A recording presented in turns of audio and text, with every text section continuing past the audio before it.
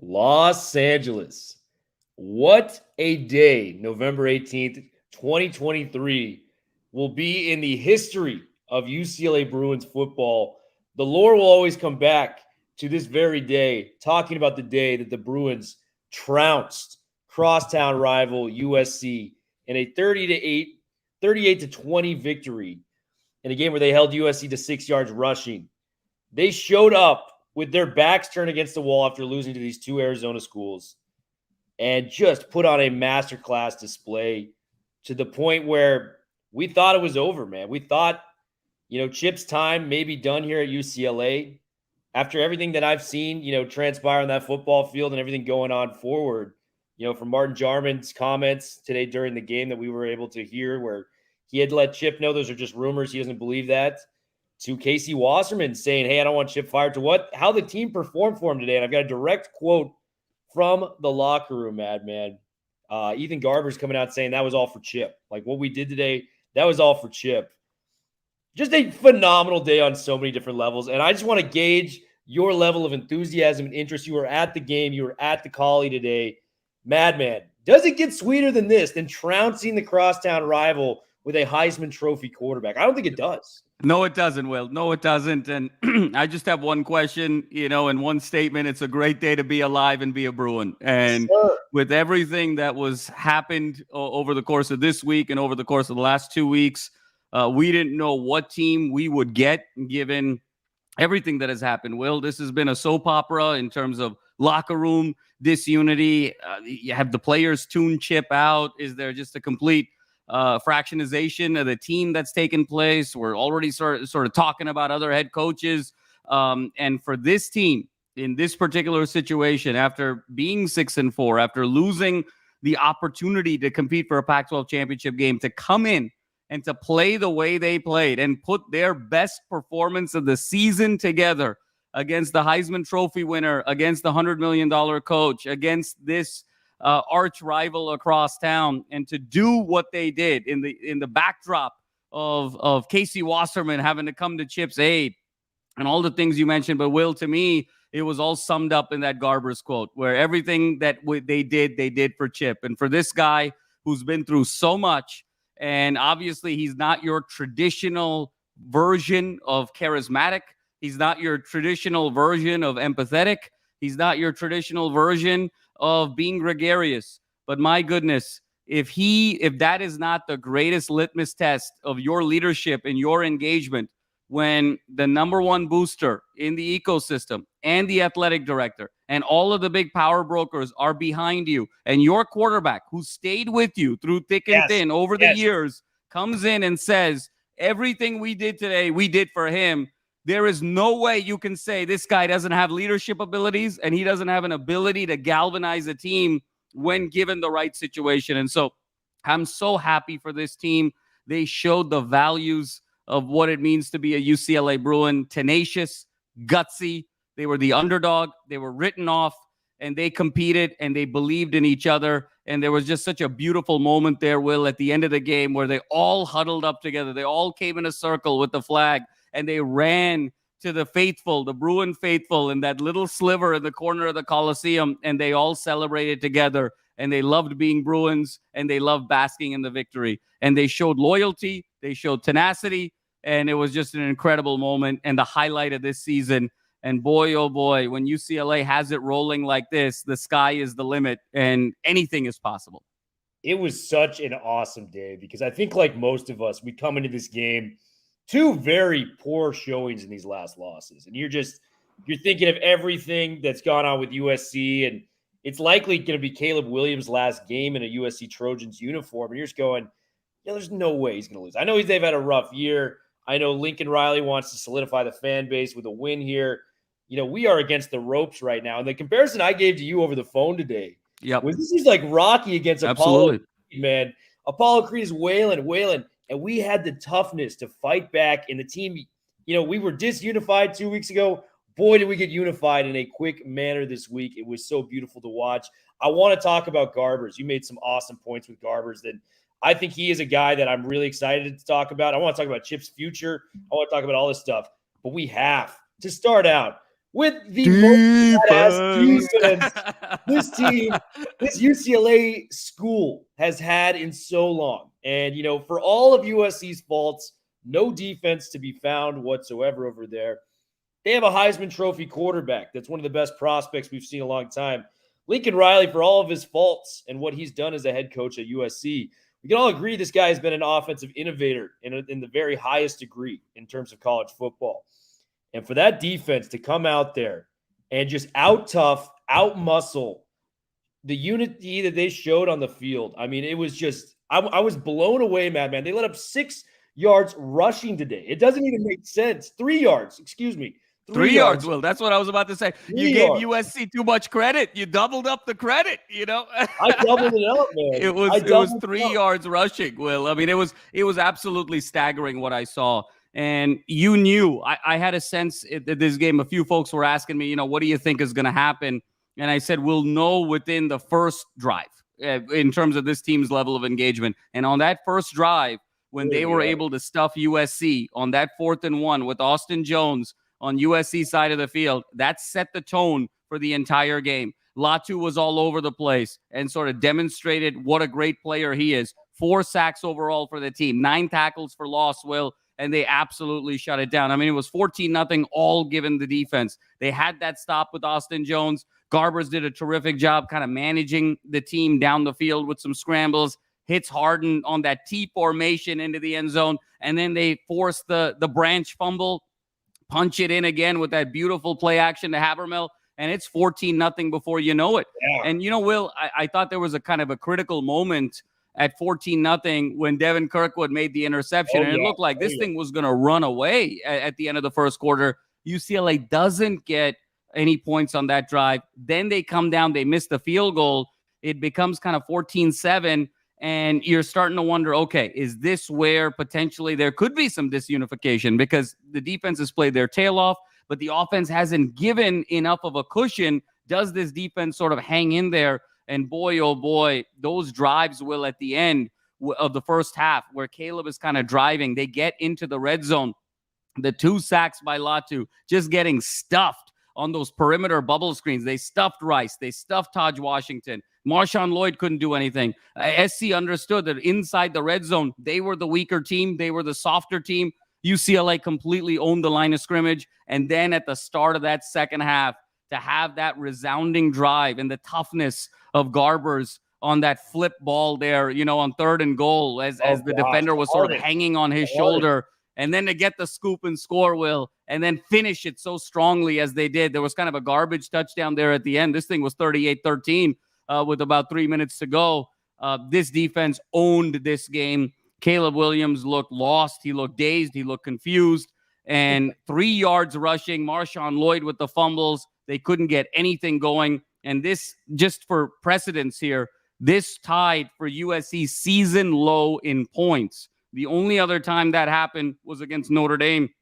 And Notre Dame forced 4 turnovers and had a number of different short fields. This was in the Coliseum to hold this team that is a top 10 offensive team to basically under 20 points with those last points in garbage time is one of the great defensive performances in the history of this rivalry and one of the great defensive performances in recent Pac-12 memory. This defense is for real, and I believe this defense is going to ride this team to a victory against Cal and a victory in the bowl game and really end this season out strong. Yeah, man. 4 sacks, 9 tackles for loss. It was just the guys that stepped up on the defensive side of the football. You expect the Latus and the Murphys to make plays out there. But, Kenny Churchwell forcing that fumble in the first half against Zachariah Branch. Carl Jones with that first tackle for a loss to make it a 4th down situation against Austin Jones. Kirkwood, we've talked about him in the past. He's been so inconsistent in the pass game. For him to come down with an interception out there on the sideline when we're up 14-0, that was the first moment where I, computed in my head. I'm like, wow, we've got a real chance at winning this game. I know it was 14-0, but you got to factor in what the USC offense is capable of. And then the last play, man, we have seen flashes of this guy so many times throughout the year. Kamari Ramsey on that 4th down tackle. Absolutely. You get Taj Washington, where a guy was in his face, ran through the guy, made the tackle, got Washington out, turnover downs in the middle of the field. just the collection of talent of people stepping up. John Vaughn's made plays out there. Yeah, that was a great hit that John Vaughn's blew up there in the middle of the third, blew up Caleb on that play. And you could just see, Will, the level of tentativeness that Caleb had over the course of that game, knowing that he was going to get physicaled up. And what I loved about this team, Will, is they just owned laterally. Every time SC tried to do a bubble screen, UCLA was the faster team. Every time USC tried to run up the middle, they got stuffed. UCLA was the tougher team. Every time Caleb tried to sort of throw a ball in traffic, he missed more balls this week, Will, from an accuracy standpoint than he has probably all season in terms of guys that were potentially open that he airmailed. UCLA was the better coach team. I mean, every phase of the game, offense, defense, I don't know about special teams, but we'll just leave it at offense and defense. UCLA was clearly the better team. This was a resounding victory in every sense of the word. And I love the fact that it was such a collection, Will. You mentioned the Latu and the Murphy twins, but the up-and-coming guys. And the fact that Ramsey has now firmly established himself as the anchor of that secondary. And then, of course, the great story, the Cinderella story of this defense all year. Our friend, Will, Alex Johnson with the scoop and score. And just amazing. And then just even the resilience, Will, of a Davies to stay in there and stay competing even after he slipped and fell with that Rice play. And, that could, in games past, in years past, that's a play where the defense and the secondary in particular would have lost confidence. And then if you recall, Will, that game 2 years ago at home against Arizona State, one huge passing play led to 6, 7, 8 other huge passing plays, but not today. Not with this team, not with DeAnton Lynn. It was just one bad play. They flushed it. They moved on. They went to the very next possession, and they were relentless, much the way they were relentless at the beginning of this season with the likes of Utah. I couldn't be more proud of this team and how they competed. There's so many lessons to kind of get out of this game for UCLA fans. Substance is stronger than style. You Absolutely. Look at USC, where it's they throw money at the program like no other program on the West Coast. You get your Lincoln Riley for a $100 million contract, and we're just estimating on what that is. Your Caleb Williams coming in the transfer portal, the NIL stuff. They had the number one transfer portal class, just throwing money at that. At the end of the day, man, values and culture always win over money and attention. And UCLA put that to the test today and showed just how special they were and how prepared they were for the moment. And there's this line I love from one of my favorite movies, A Knight's Tale with Heath Ledger, where they go, "You have been weighed, you have been measured, and you have been found wanting." It's from the Bible. And it is a line where it's like, you've been put to the test and you have failed completely. And that is what USC did today on the football field. They failed completely. I'm going to be, as bluntly honest as I can be. And I think some people may look at this from a UCLA podcast point of view. That team looked spineless, had no, heart in the game. So, we talked about disunification with UCLA. Are you kidding me? On that other side of the ball, it looked like nobody wanted to be there. We have people coming to this program for USC from proud institutions like Georgia's national championship teams with Bear Alexander, Shane Lee from Nick Saban teams, Caleb Williams coming over. It just shows you that money can't buy everything. And that is why I've always identified with UCLA more than USC. I'm not an alum. I'll be the first to tell you that. But the underdog nature that UCLA has, their ethics, their values, what they bring to the table, let's get in the dirt. Let's work for it. That blue collar, blue pail, let's go to work and get our stuff done today. It resonates with me, man. It resonates with me today. And I'm so proud. And the guy that personifies that more than anybody, and a perfect lesson for kids watching today, is never give up and keep fighting. Ethan Garbers, man. Absolutely. Will, let me just say one thing before you go to Garbers there. And, it's the thing that I sort of quoted after the game. And it's you can't buy it. Okay. You can't buy culture. You can't buy heart. You can't buy courage. You can't buy values. You can't buy will. And that's what you saw today, is a team that was committed, that they believed, that they wanted to be UCLA Bruins. What you saw today was the UCLA Bruins beat players that were wearing USC jerseys. There's a difference, okay? The Bruins didn't beat the Trojans. The Bruins beat a collection of guys that were wearing a USC uniform. When you look at the Caleb Williamses and the Lincoln Rileys and all of these transfer portal guys. And it was resonating resoundingly with the USC fans today in their honesty of saying Caleb just doesn't play with passion. He doesn't care about this university. Caleb is Team Caleb, and he's just looking for his next NFL moment. And this is just a stepping stone to the next phase and journey of his career of becoming an NFL quarterback and becoming a multimillionaire. He has never demonstrated the desire to be a USC Trojan. And Lincoln Riley better figure out what it means to be a USC Trojan quickly, because that is going to turn, that fan base is going to turn on him quickly. What you saw here on the other side with the good guys is Chip Kelly, for all his flaws, for everything that has happened over the last 6 years, he wants to be a UCLA Bruin. And he might not be, again, the most charismatic guy with the boosters. He might not be the most charismatic guy with the sponsors. But when he tears up about talking about Leatu Latu's award, when he talks about tearing up whenever he references Terry Donahue's story about him being the coach and the importance of this game when Donahue went 10-9 against SC, and he said that was his greatest achievement, and he tears up every time he talks about that. And he talks about what this university means in terms of books and ball, and in terms of not just building great football players, but great men. There's a soul there. He cares very, very deeply, and he shows it in unorthodox ways. But you saw a guy who loves and breathes UCLA values and Bruin values and players that rallied around him. If he truly wasn't capable of being a coach, and if he truly was a guy who the team had sort of written off and had checked out, they would not have played as inspired as they did today for him and put the best performance together for this season, Will. So this is all, there's a lesson here very, very deeply in life. You cannot microwave success, and B, there are things that money can't buy. And those things that money can't buy are the most valuable things, the most priceless things, and the things that determine success and failure. And one other thing that I want to sort of point out is the key word that came to mind for me, Will, was the word loyalty. Yeah. Chip was loyal to what it meant to be UCLA. He was loyal to preparing for this rivalry, and his players were loyal to him, and his players were loyal to each other. And that's not something you can say across town right now. So the Bruins have a culture. The Bruins have an identity.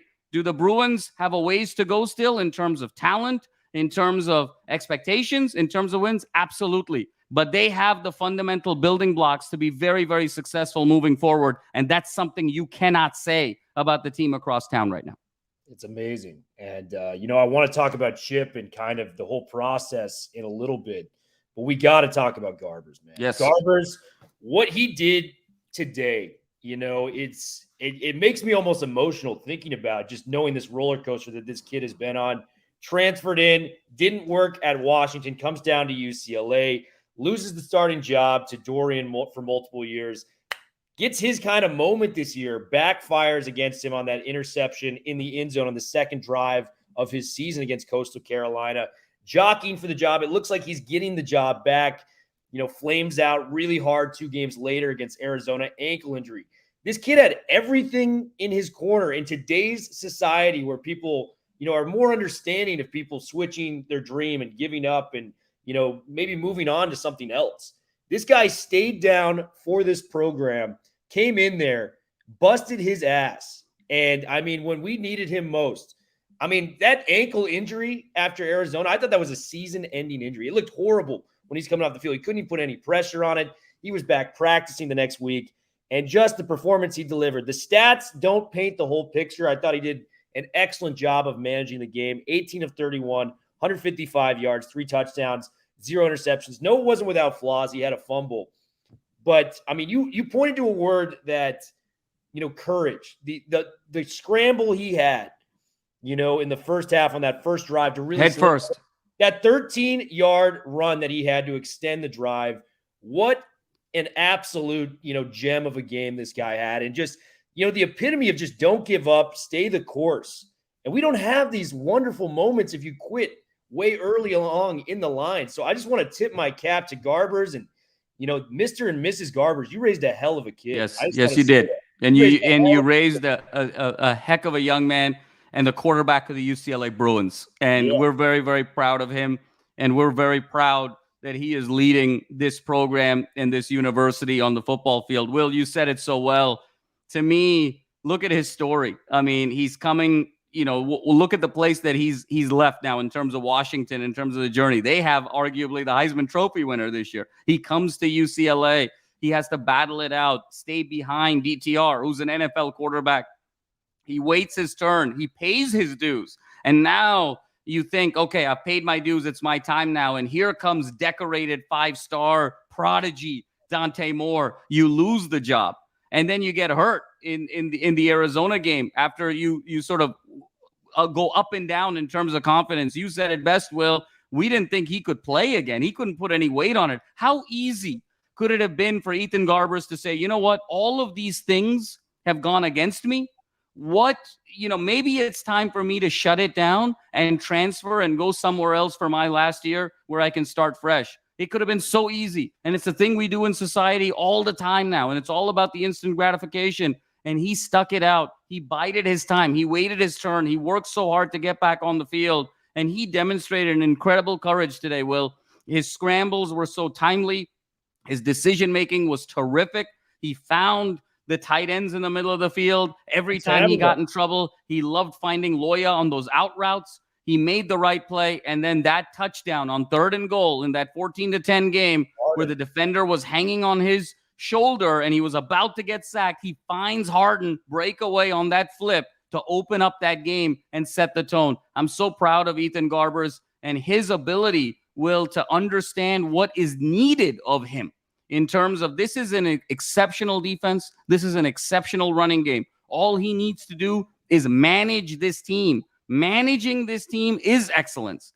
Checking it down to the tight ends, checking it down to the backs, getting it to Loya on the outside is all we need. Protecting the ball is the key. And he was absolutely phenomenal today. And no matter what happens from here on out, he'll be able to say, I beat the reigning Heisman Trophy winner in his house on his birthday and beat him on by 18 points to save my coach's job and resurrect some energy and passion into this program as they go to the Big Ten. This is one of the most special victories, Will, in recent UCLA football history. And it's all thanks to not just the defense first and foremost, but Ethan Garbers.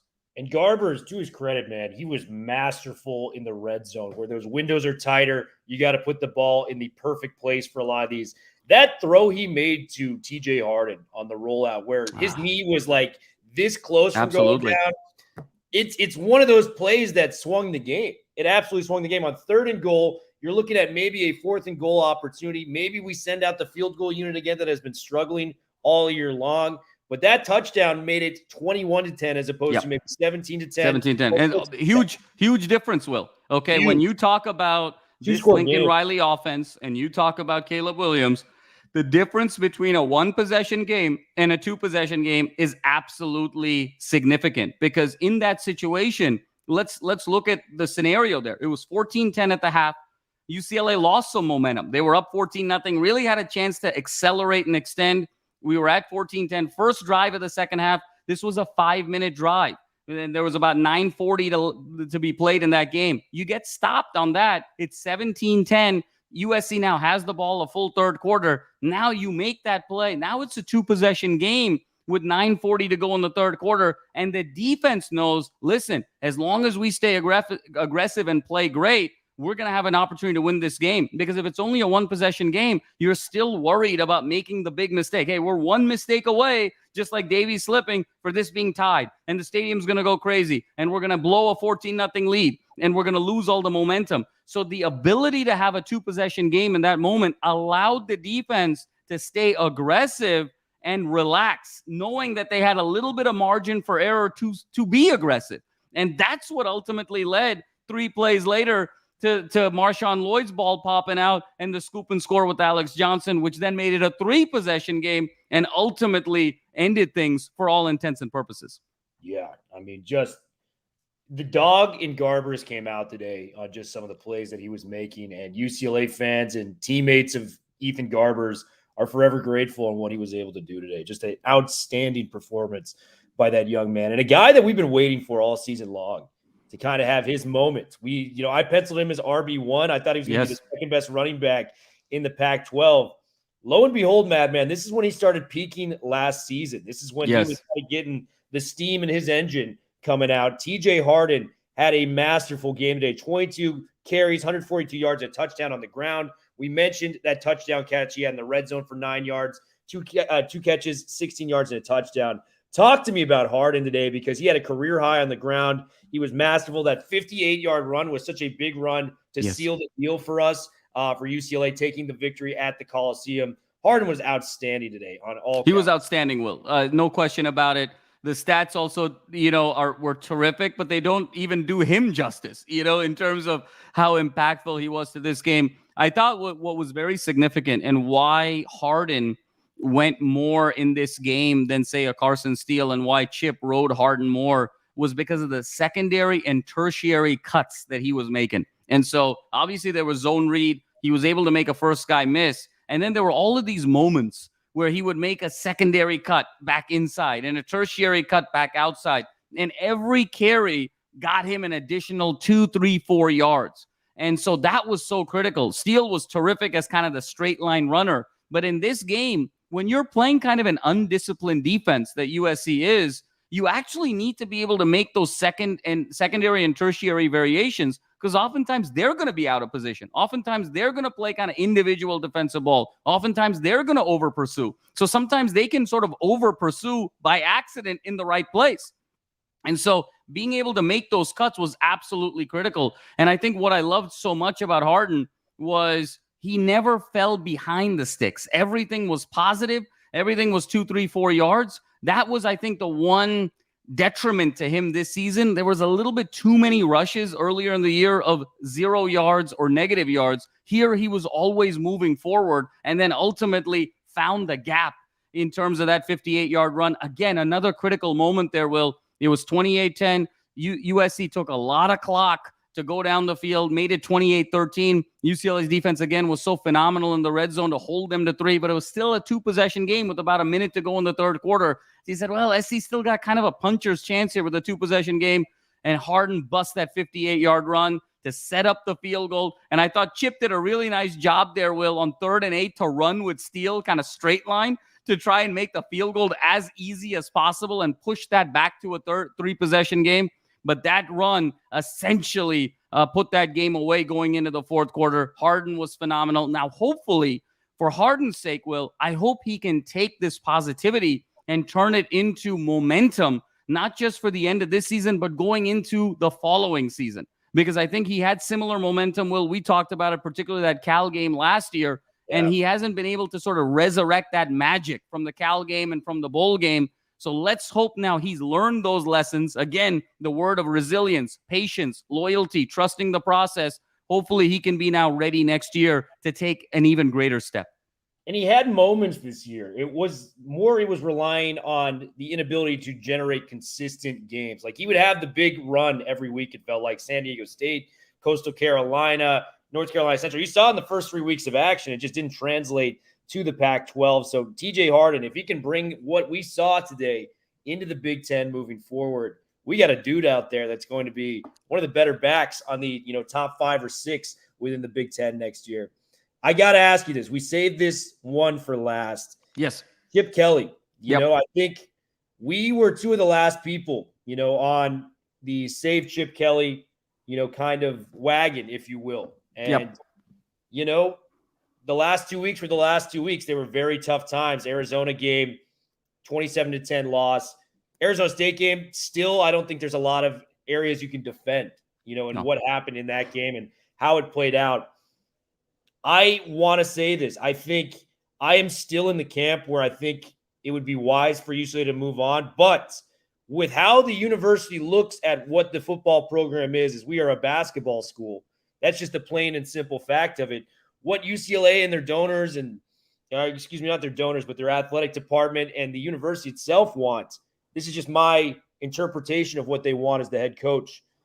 8 to 10 wins each year and a chance to beat your rival every year. And Chip has done that the last 3 years running. He's beaten USC twice at the Coliseum. He's going to, if he beats Cal next week, that's another 8-win season that he's stacking up there.